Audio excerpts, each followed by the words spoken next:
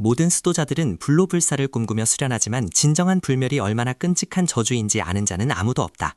여기 죽음을 맞이할 때마다 과거로 돌아와 지옥 같은 고통을 반복해야만 하는 한 남자의 처절한 이야기가 시작된다. 내 심장이 멈추는 느낌은 익숙해지지 않는다. 차라리 영원히 잠들고 싶지만 그놈은 나를 절대 놓아주지 않아. 뜨거운 피가 목구멍을 타고 역류하는 이 감각. 이번이 토대키 몇 번째 죽음인지 이제는 세는 것조차 포기해버렸다. 어리석은 놈. 감히 혈마교의 비급을 훔치려 하다니. 내 놈의 뼈를 발라내고 영혼을 태워 다시는 윤회조차 하지 못하게 만들어주마. 이것이 바로 주제를 모르는 하찮은 벌레가 맞이할 비참한 최후다. 검이 그의 목을 베고 지나가는 순간 세상은 암흑으로 물들었다. 하지만 그 어둠 속에서 그를 기다리는 것은 사후세계의 평온함이 아니라 시간을 거스르는 기이하고도 잔인한 황만빛 톱니바퀴의 회전소리뿐이었다. 다시 돌아온 건가? 찢어질 듯한 두통과 함께 눈을 떴을 때 나는 3일 전 아침 아직 혈마교가 습격하기 전에 낡은 객잔 침대 위에 누워 있었다. 손발이 멀쩡하게 붙어 있다는 사실이 믿기지 않는다. 이것은 기회일까? 아니면 끝나지 않는 지옥의 시작일까? 그는 자신이 죽기 직전의 기억을 온전히 가지고 있다는 사실을 깨닫는다. 3일 뒤 혈마 장로가 이 마을을 덮칠 것이라는 미래를 아는 유일한 생존자가 된 것이다. 도망쳐야 해. 그 괴물은 내가 상대할 수 있는 레벨이 아니야. 지금 당장 짐을 싸서 천리 밖으로 도망치면 살 수 있을지도 몰라.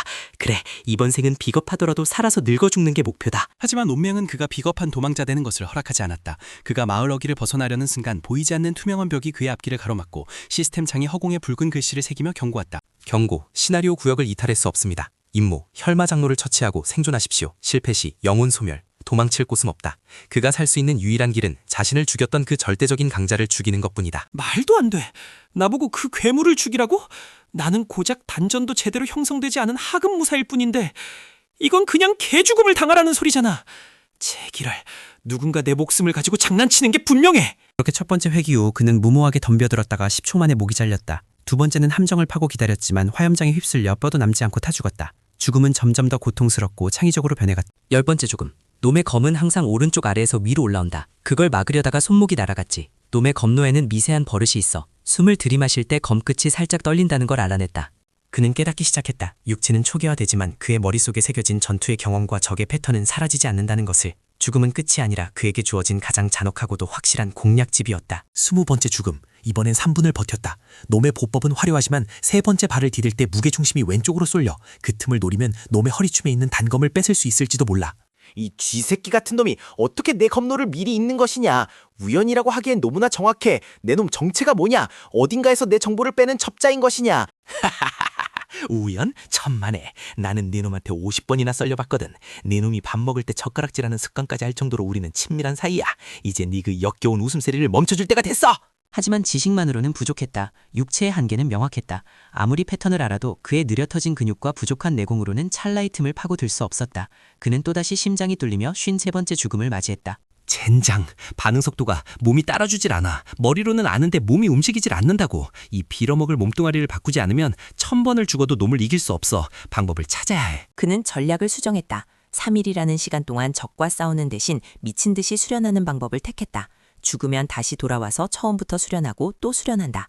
육체의 피로는 리셋되지만 근육의 감각은 뇌에 남는다. 100번째 회기. 이제는 호흡법을 조금 알 것 같다. 단전의 기를 모으는 감각. 죽기 직전에 느꼈던 그 극한의 집중력을 평소에도 유지할 수만 있다면 내공을 폭발적으로 늘릴 수 있어. 그는 스스로를 극한으로 몰아넣었다. 독초를 씹어 내성을 기르고 폭포수 아래에서 뼈가 부러질 때까지 버텼다. 어차피 죽으면 다시 돌아오니까. 고통은 사라지지 않지만 두려움은 사라진 지 오래였다. 이 독초의 맛도 이제는 지겨워. 처음엔 내장이 녹아내리는 것 같았는데 이젠 그냥 매운맛이 좀 강한 정도군. 150번째 사임. 내공이 전보다 2배는 강해졌어. 이제 해볼만해.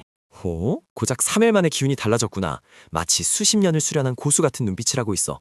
재미있군. 아주 재미있어. 내 검의 재물이 되기에 부족함이 없구나. 재미? 그래, 나도 이제야 좀 재미가 있어지려는 참이다. 내 놈이 휘두르는 그 혈연검법 제4장 3초식. 거긴 치명적인 약점이 있지. 발목이 돌아갈 때 겨드랑이가 빈다는 것. 전투가 시작되었다. 이번엔 달랐다. 혈마 장로의 검이 빗발치듯 쏟아졌지만 그는 마치 춤을 추듯 모든 공격을 종이 한 장 차이로 피했다. 그것은 예지력이 아닌 수백 번의 죽음으로 완성된 기억이었다. 이게 무슨 내 검을 전부 피해. 내 놈은 내 머릿속이라도 들어갔다 나온 것이냐. 어떻게 내가 공격하기도 전에 피할 곳을 알고 있는 거지. 당장 정체를 밝혀라. 말했잖아. 우리는 구면이라고. 내 놈이 나를 죽일 때마다 했던 대사들 내가 다 외워줄까? 벌레 같은 놈이라고 했었지? 이제 누가 벌레인지 똑똑히 보여주마. 하지만 혈마장로는 괴물이었다. 궁지에 몰리자 그는 자신의 생명을 태워 폭주하기 시작했다. 붉은 기운이 폭발하며 주변의 모든 것을 파괴했고 예상치 못한 패턴 변화에 그는 또다시 당황했다. 젠장 2페이지가 있었어? 150번을 죽으면서도 이 모습은 처음 보는데 정보가 부족해. 이 폭주 상태는 어떻게 공략해야 하지? 흐악 너무 빨라. 200번째 죽음, 300번째 죽음. 그는 폭주한 장로에게 무참히 살해당했다. 정신이 붕괴될 것 같았다. 고통보다 더 무서운 것은 영원히 이 루프를 벗어나지 못할지도 모른다는 절망감이었다. 그만두고 싶어. 그냥 죽은 채로 놔두면 안 되나? 왜 자꾸 살려내는 거야? 나보고 뭘 어쩌라고? 아무리 해도 안 되잖아. 저 괴물을 이길 방법 따위는 없다고. 그때 그는 문득 지난 회차에서 스쳐 지나갔던 작은 탄서를 떠올렸다. 장로가 폭주할 때 그의 오른쪽 가슴에 있는 문신이 검게 타들어가며 아주 잠깐 방어가 헐거워진다는 사실을. 그래, 그거였어. 힘으로 찍어 누르는 게 아니라 과부하가 걸리는 그 0.1초의 순간. 그 순간을 위해 나는 300번을 죽었던 거야. 다시 해보자. 이번이 정말 마지막이다. 400번째 회기. 그는 더 이상 서두르지 않았다. 완벽한 타이밍, 완벽한 호흡, 완벽한 각도. 그는 마치 기계처럼 감정이 없는 살인병기처럼 움직였다. 또 너냐? 이 끈질긴 놈. 하지만 너의 그 오만함도 여기까지다. 내 진정한 힘을 보고 절망 속에 죽어라. 혈마강님.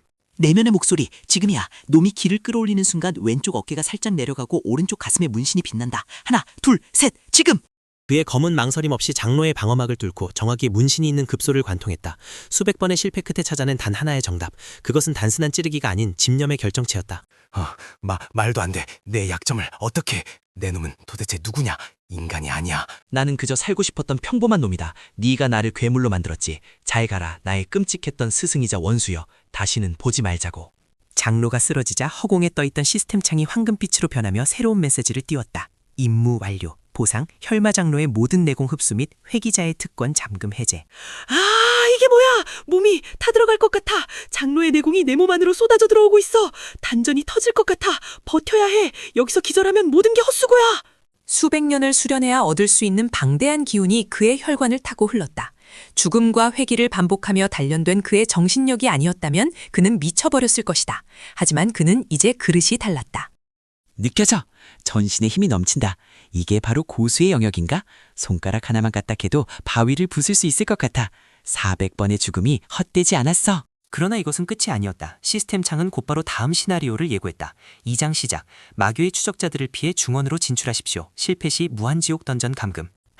산 넘어 산이라더니 그래도 상관없어. 이제 나는 예전의 내가 아니니까. 덤벼라. 세상 모든 놈들이 나를 죽이러 온다 해도 나는 죽음을 밟고 더 높은 곳으로 올라갈 테니. 죽음은 그에게 안식이 아닌 연료였다. 가장 낮은 곳에서 시작해 가장 높은 천상에 닿을 때까지 무한한 회기 속에서 피어난 악귀, 아니 신이 될 남자의 전설은 이제 막 시작되었을 뿐이다. 기다려라. 무림의 위선자들, 그리고 나를 이 지옥에 가둔 신이라는 작자들. 내 검이 너희들의 목에 닿는 그날까지 나는 멈추지 않을 것이다. 죽고 또 죽어서라도. 다음 화 예고, 마교에 추적되는 상상을 초월하는 고수들로 구성되어 있다. 그리고 주인공 앞에 나타난 의문의 여인, 그녀 역시 회기자일까? 그녀의 정체가 궁금하다면 다음 이야기를 놓치지 마라. 동료? 웃기지 마. 내 곁에 있으면 휘말려서 죽을 뿐이야. 나는 혼자가 편해. 하지만 네가 굳이 내 방패가 되어주겠다면 말리지는 않겠다. 뒤처지면 버리고 갈 테니 명심해.